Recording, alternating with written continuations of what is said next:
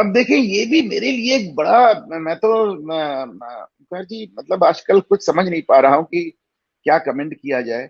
मुझे लगता है सीबीआई या फिर एथिक्स कमेटी या फिर लोकपाल या फिर कोई और बॉडी जांच क्या करेगी। आप देखें, महुआ ने स्वीकार किया है कि उन्होंने संसद का लॉगिन और पासवर्ड हीरा चंदानी को दिया था।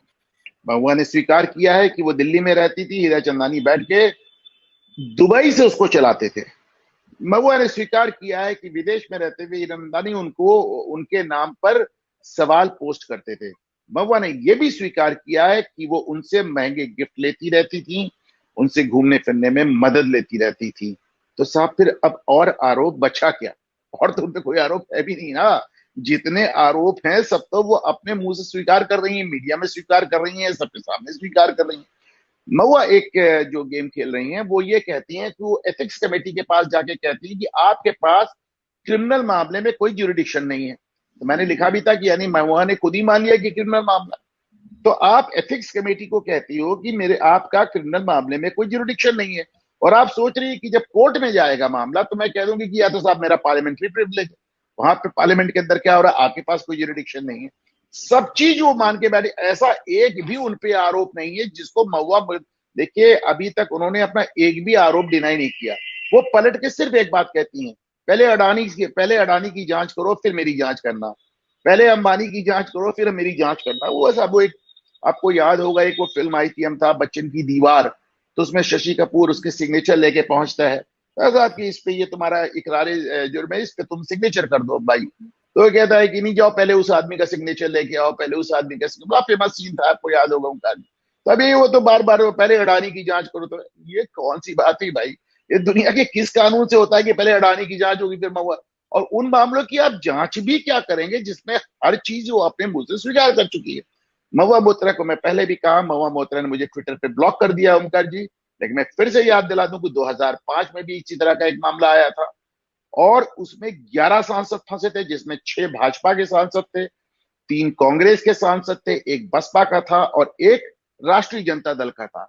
इन 11 में सोमनाथ से 10 चटर्जी। सांसद, सोम हाँ, सोमनाथ जी के समय। इस सोमनाथ जी के समय ये, और इसमें से 10 सांसद लोकसभा के थे, एक सांसद राज्यसभा थे, और ओंकार जी 11 में से 11 का की सदस्यता चली गई थी, और 11 में से 11 पर क्रिमिनल केस भी चला था जो अभी भी पेंडिंग है। तो ऐसे में महुआ मोइत्रा के सामने देखिए, बात यह है कि अब अगर इस समय मैं आपके टीवी पे शो करता हुआ पकड़ जाऊं, लाइव चल रहा है, तो अब मैं कैसे डिनाई कर दूं कि साहब मैं टीवी को हूं ही नहीं। तो महुआ मोइत्रा हर तरह से घिर चुकी हैं, हर तरह से पकड़ी जा चुकी हैं। मैं फिर से उनके पूरे केस को 2 लाइन में समअप कर दूं, उन्होंने सारे आरोप स्वीकार कर लिए हैं। जवाब में उनका सिर्फ 1 लाइन का बयान है कि पहले अडानी की जांच करो फिर मेरी जांच करना। बल्कि उन्होंने ये लिखा है कि पहले अडानी की जांच करो फिर घर आके मेरे जूते गिन लेना।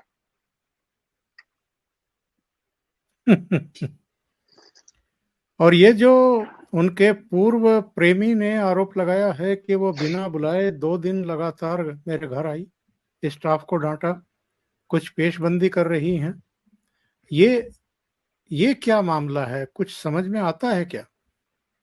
इसका भी जवाब उन महुआ मोइत्रा ने नहीं दिया जो पहले दिन से जय अनंत को जिल्टेड एक्स कह के ताना दे रही हैं।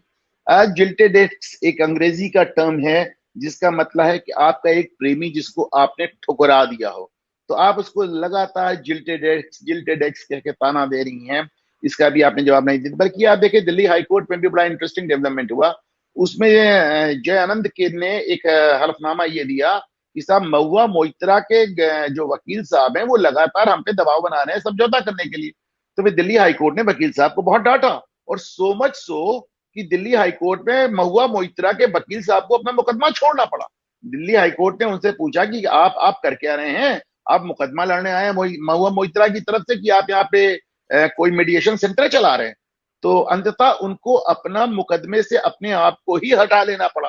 तो एक तरह से दिल्ली हाईकोर्ट में यह बात साबित हो चुकी है कि इस जांच प्रक्रिया के दौरान महुआ मोइत्रा लगातार जय अनंत को ना कुछ संपर्क कर रही हैं, उन पर दबाव डाल रही हैं, और जाहिर सी बात है जैसा कि अभी आप बता रहे थे, अब वो किसी पेशबंदी में भी लगी।